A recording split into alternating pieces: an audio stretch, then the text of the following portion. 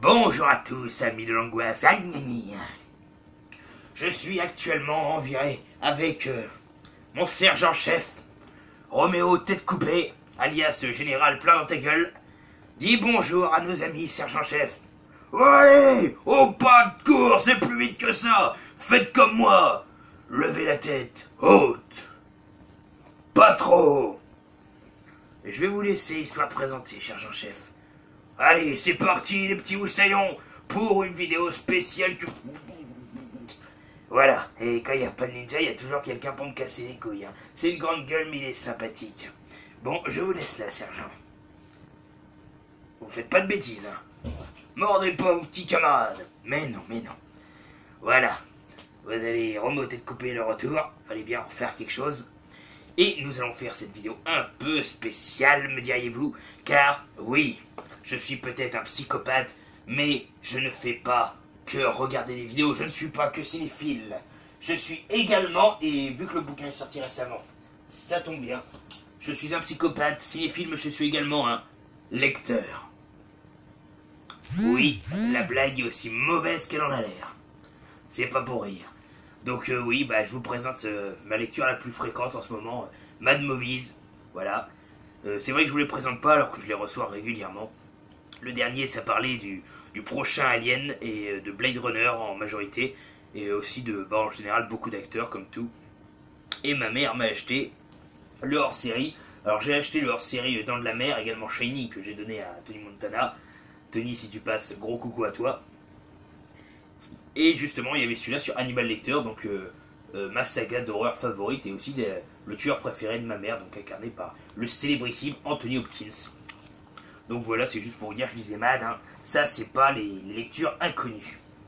Voilà, donc toujours avec beaucoup d'images et beaucoup de détails. Je l'ai pas encore lu, impatient de le lire. Donc aujourd'hui, comme je vous dis, on va faire de la lecture. Waouh. Et sans ça, ça va être déjà beaucoup plus simple. Oui, j'ai pas retrouvé mon chapeau pour l'instant, j'ai dû en mettre un autre. Hein. Ça fait pas le même effet, mais bon. Allez, et toujours quelque chose sur la tête, vous ne verrez jamais mes cheveux non plus. Non, je plaisante. J'ai pas de calvitie, hein. Pour vérifier, là, j'ai encore mes cheveux, mais je sais pas, j'aime bien avoir quelque chose sur le crâne. C'est pour éviter que les neurones se barrent, je pense. Donc voilà. Donc je vais vous parler de lecture que j'ai eu, donc beaucoup BD et comics. J'ai pas tout ici. Vous verrez pas par exemple que je lis du Green Arrow, que je lis niveau BD Heroic Pizza, que je vous conseille, Gobelin, qui sont de très bonnes lectures. Après il faut pour tous les goûts, Captain Biceps aussi que je lisais beaucoup. Et je vais vous faire redécouvrir peut-être des lectures que vous n'avez pas connues ou que vous avez connues plus jeunes. Donc on va commencer par ce que je lisais, que j'ai présenté dans ma dernière vidéo, c'est pour ça que je serai rapide. Donc les chairs de poule. Donc voilà, donc vu que c'était présenté dans la dernière vidéo, n'hésitez pas d'ailleurs à la regarder et à regarder Encyclopégor sur Georges Romero, qui n'a pas fait beaucoup de vues bizarrement.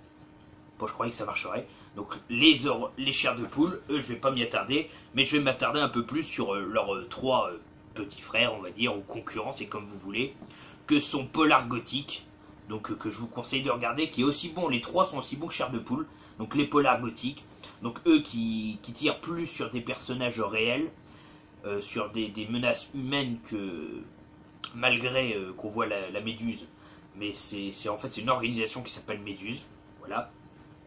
Ensuite nous avons Vallée Fantôme, donc composé de 6-7 tomes, donc pas énormément de mémoire, très très sympa, qui se passe dans un cadre où on a l'impression que tout se passe au même endroit, enfin il y a l'école et ça se passe dans l'école et autour, donc c'est très très sympa. Et Zone d'ombre, donc qui eux sont comme Chair de poule, et un peu comme Vallée Fantôme d'ailleurs, fantastique et mis sur l'originalité horrifique. Voilà. Donc c'est trois petits bouquins que je vous conseille pour commencer.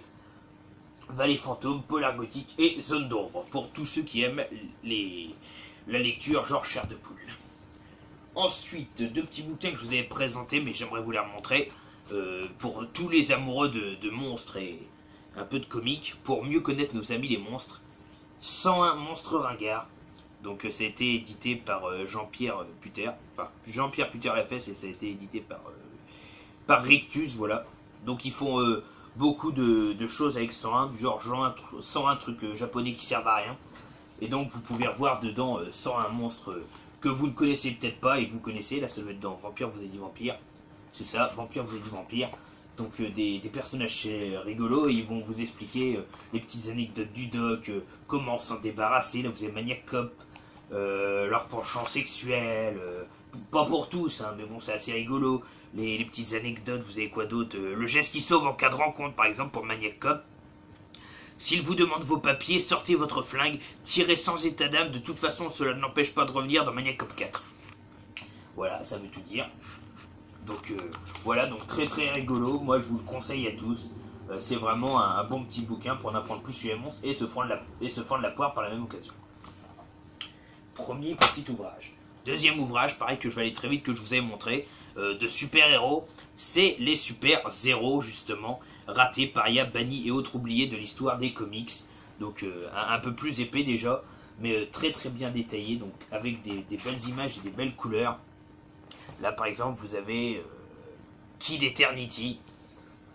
Voilà, donc les héros qu'on oublie tous parce que ils sont hagards justement. Là vous avez par exemple Puppeteer, vous avez, je sais pas, dans les faits les plus marquants, voilà, vous avez le côté hippie là, la poupée, Brother, Peace and Love pratiquement. Vous avez l'œil, l'homme abeille, Cauchemar et Dormeur, le pacificateur, Magic Man, Docteur Hormone. Enfin voilà, que des personnages comme ça. Et c'est vraiment très instructif et on apprend sur des héros qu'on n'a jamais connus avant. Donc voilà, c'est vraiment très très sympa. Ensuite, on entre dans les BD, donc je vais vous passer les BD que j'appelle classiques. Genre les Gaston que tout le monde lit, les Cédric qui ont bercé mon enfance, Lucky Luke que tout le monde a entendu parler, et même les un peu moins connus mais tout aussi connus quand même, les profs, que j'ai beaucoup aimé, et les fonctionnaires. Voilà, les classiques. Pour tous ceux qui se souviennent peut-être, d'ailleurs, n'hésitez pas à mettre en commentaire si vous avez lu ce genre de BD étant jeune. Oui, c'est vrai que je suis tellement vieux. Moi qui suis fan de catch, même si j'ai pas trouvé le 1, il faudra que je le trouve, je regardais les catcheurs de l'extrême, il y a eu que 2 tomes, c'est dommage. Et c'était une parodie de la WWE, avec Triple H c'était Triple Mèche, Hulk Hogan c'était Hulk Morgan, et Rey Mysterio c'était Rey Mephisto, et puis c'était que des... Voilà, que de la comédie comme ça. C'était un peu à l'image de Captain Biceps. Vous avez les combats avec les détails sur le côté, et puis la petite histoire. Donc je vous le conseille, les catcheurs de l'extrême, pour ceux qui aiment le catch, c'était vraiment désopilant. En Swoggle c'était Leprechaun qui s'appelait, comme le Leprechaun justement. Série cultissime qui a bien marché, que je sais pas s'ils en ont ressorti d'autres, mais que j'adorais particulièrement, les Nelson. Voilà, donc le vil diablotin avec Julie et Floyd, donc la jeune célibataire et le chien complètement teubé, c'est le cas de le dire. Donc comme vous pouvez voir, il y a eu pas mal d'épisodes sortis. Je regardais aussi Kid Paddle quand j'étais jeune, Game Over, que je lisais beaucoup, Titeuf. Et voilà, donc Nelson, c'était vraiment les petites bandes dessinées comme ça. Je lisais beaucoup de Garfield aussi, les Schtroumpfs. Enfin bon. Et là, j'essaie de vous montrer les BD que vous avez peut-être pu passer à côté. Alors, une BD que j'ai eue qui est très vieille, de Hergé déjà, et c'est pas du Tintin. Peut-être que vous avez connu ça, pour peut-être les plus vieux, parce que les plus jeunes ne connaissent sûrement pas. Là, c'était Pardon Madame, c'est Kik et Fluke. Donc j'en ai lu pas mal étant jeune, pourtant les Kik et Fluke, c'est pas jeune du tout. Je sais pas de quand ça date, mais je sais que mes parents en lisaient déjà. Et voilà, donc c'est Kik et Fluke, 2 enfants, avec toujours un côté humoristique, un côté parodique. Ils font les 100 000 coups, ils font que des conneries et ils s'amusent beaucoup. C'est un peu les nouveaux Bibi et Fricotins si vous voulez. Donc voilà, Kik et Fluke.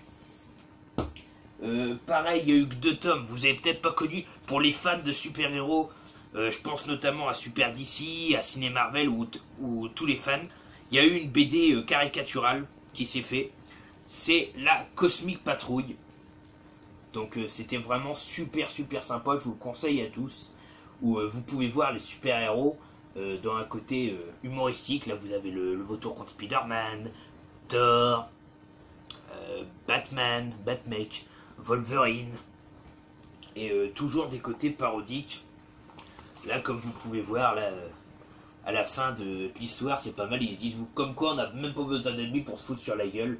Avec Robin qui est un tout petit gamin, Batmake, comme je vous ai dit, et puis tant d'autres. Vous avez là l'homme sable du coup qui fait garderie pour enfants, pour aider Spider-Man. Enfin vous voyez des trucs qui se passeront jamais dans un film sérieux de super-héros et c'est franchement sympa. Donc il y a 2 tomes qui existent, j'ai les 2. Donc le numéro 1 et le numéro 2, donc version Batman avec le Joker. Et puis franchement c'est super cool, c'est la Cosmic Patrouille. Si jamais vous les trouvez, n'hésitez pas à les prendre, surtout qu'ils sont difficiles à trouver en ce moment. Et je les trouve super sympas. Une saga, donc j'ai que le 6, il me manque les 5 premiers. Peut-être que vous avez connu aussi de Stuff et Jean-Ry, donc des éditions Dupuis. C'est les Passe-moi le ciel. Donc j'ai beaucoup adoré ces histoires. Donc voilà, de la parodie version religieuse. Pourtant j'aime pas beaucoup la religion, mais ça me faisait toujours taper les barres. Là par exemple, vous voyez le titre réservé aux membres. Moi je sais pas, rien que ça me fait tirer un petit sourire. Je veux dire, c'est bien pensé. Et c'est pareil, c'est le même type de BD classique, avec un humour toujours débridé, avec un dieu qui fume le cigare. C'est franchement sympa. Voilà. Ensuite, un gros coup de cœur que beaucoup ne connaissent pas. Et là, je vais peut-être vous apprendre une BD qui est très bien. Il n'y a eu que 3 tomes. C'est les Enfer et Parodie. Et oui, Enfer, ça me colle forcément très bien. C'est vraiment excellent les Enfer et Parodie. Franchement, je vous les conseille absolument. Malgré que les tomes n'ont pour l'instant pas continué. C'est tous les personnages que vous avez vus étant jeunes, que ce soit bande dessinée, comme vous pouvez voir, que ce soit Dark Vador, Bob l'éponge, les marques avec Monsieur Propre, Dora l'exploratrice, les M&M's. Donc ça s'inspire des marques, des dessins animés, des jeux vidéo d'aujourd'hui et d'avant. Et ça fait des blagues... dessus, c'est que du caricatural. Donc des fois faut comprendre, mais c'est quand même pas mal fait. Du genre, attendez, je vais vous en faire une. Là il y a Inspecteur Gadget avec son médecin et ça fait: alors docteur, c'est grave? Oui, mais malheureusement je ne peux rien faire pour vous. La seule chose encore couverte par votre garantie, c'est les vidanges d'huile. Donc voilà, parce qu'il est pas humain et c'est que des blagues comme ça. Et moi personnellement j'adore beaucoup. Et vous pouvez vraiment voir tous vos amis, qui soient connus ou inconnus. C'est super. Donc le premier, voilà, avec les lapins crétins qui demandent de jouer à je ne sais plus comment il s'appelle, le personnage de South Park qui meurt tout le temps. Le deuxième avec notre célèbre petit Scratch qui hésite maintenant avec le Nutella et les glands. Et le troisième avec Bob l'éponge qui va bien regretter d'être ce qu'il est, à savoir une éponge. Donc voilà, Enfer et Parodie, très bon. Donc je vais essayer de faire en sorte que ça dure pas trop longtemps. Ensuite, pour les grands fans de Batman, parce que je sais que peut-être Super DC va regarder, et qu'il faut que je trouve les derniers d'ailleurs, j'ai lu beaucoup de Batman étant jeune, j'en recherche encore un peu. Je complète les collections et je vous ai pris quelques-uns des plus beaux que j'avais, à savoir La Nouvelle Aube, donc qui est un très bon Batman. Franchement, j'ai beaucoup aimé. Déjà, l'histoire est assez originale, les dessins sont juste magnifiques. Là, c'est vraiment bien fait. Alors, je sais pas qui c'est qui dessine, mais c'est juste super beau, quoi. Ça a franchement des beaux flashs de couleurs. Donc ça, c'était l'histoire avec Etrigan, où Bruce Wayne est kidnappé par le pingouin et Killer Croc, et Batman se lance à la recherche. L'amour de Bruce Wayne est kidnappé, excusez-moi. Bruce Wayne, c'est Batman. J'ai du mal. Donc La Nouvelle Aube, qui est très bon. Vous avez aussi que j'ai beaucoup aimé Les Patients d'Arkham, parce qu'on peut voir énormément d'ennemis qu'on ne voit jamais de Batman. Donc pareil. Donc les dessins, c'est pas tout à fait les mêmes, mais c'est très spécial. Là par exemple, vous pouvez voir Humpty Dumpty, qui est un ennemi qui n'est pas très récurrent, sauf dans la dernière série animée Prenez garde à Batman. Voilà, donc avec des dessins qui sont autres, mais qui sont vraiment sympas.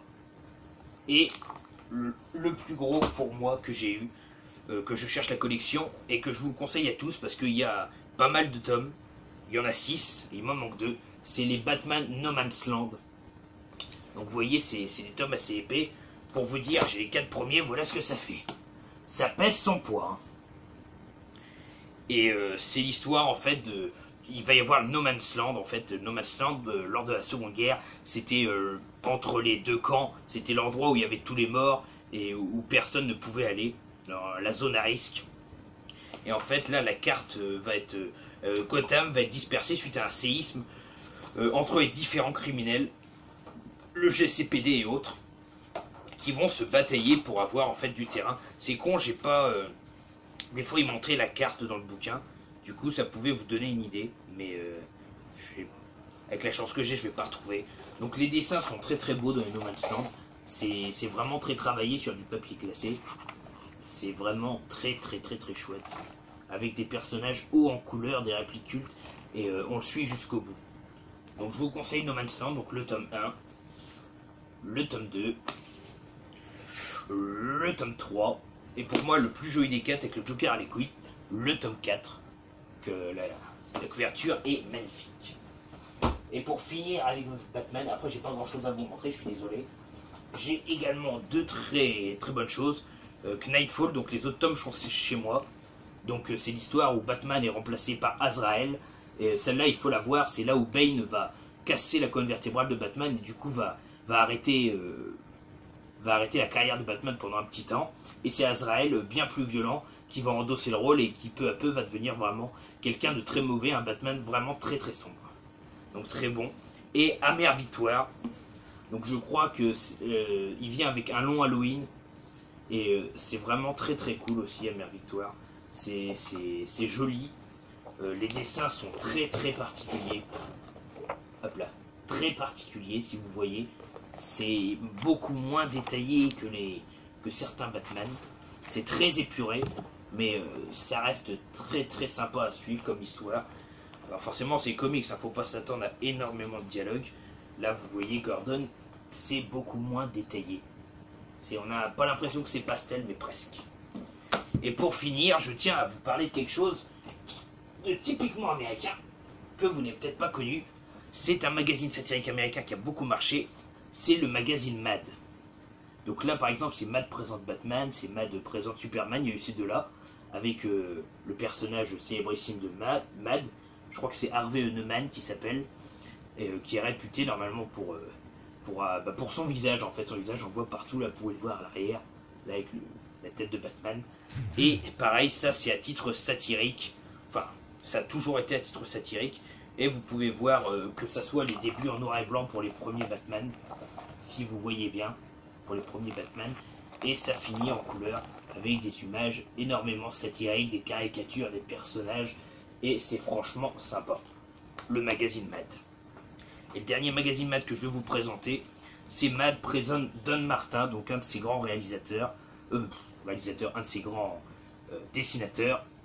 Il y a également Mad présent Sergio Aragonés, donc je vous conseille les deux, déjà pour en apprendre plus sur ces personnages qui ont marqué leur histoire, et également parce que c'est des dessins super sympas.